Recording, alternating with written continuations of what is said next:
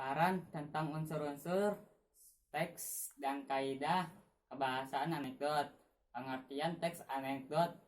Teks anekdot adalah cerita yang terinspirasi oleh fakta bersifat lucu, berbarengan dan kritik halus atau makna bersifat yang positif lainnya.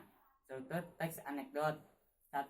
Abstraksi adalah pendahuluan yang menceritakan atau mengungkapkan latar belakang. 2. Orientasi merupakan bagian cerita yang mengarah pada terjadinya suatu krisis. 3. Krisis atau komplikasi bagian utama dari inti peristiwa suatu anekdot. Pada bagian inilah terdapat kelucuan atau kekonyolan yang mengitik dan mengundang tawa sekaligus sindiran atau kritik yang disampaikan. 4.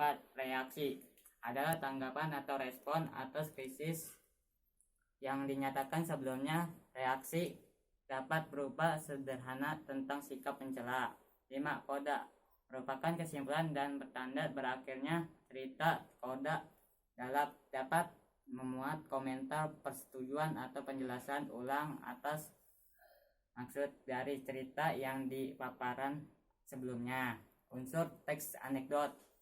1. Tokoh adalah peristiwa yang terlibat dalam cerita yang berada dalam teks anekdot. 2. Alur adalah jalan cerita berupa rangkaian peristiwa yang benar terjadinya ataupun sudah mendapat progression. 3. Latar berupa waktu, dapat ataupun suasana dalam anekdot diharapkan bersifat faktual, artinya benar-benar ada di dalamnya kehidupannya sesungguhnya. Kaidah kebahasaan teks anekdot. Secara kebahasaan, anekdot memiliki karakteristik sebagai berikut. 1. Banyak menggunakan kalimat langsung ataupun tidak langsung. 2.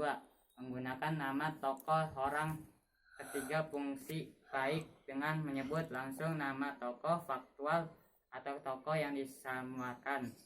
3. Banyak menggunakan keterangan waktu. Hal ini terkait dengan bentuk anekdot. 4. Menggunakan kata kerja material, yaitu kata yang menunjukkan suatu aktivitas. 5. Banyak menggunakan kata berhubung atau konjungsi yang bermakna kronologis.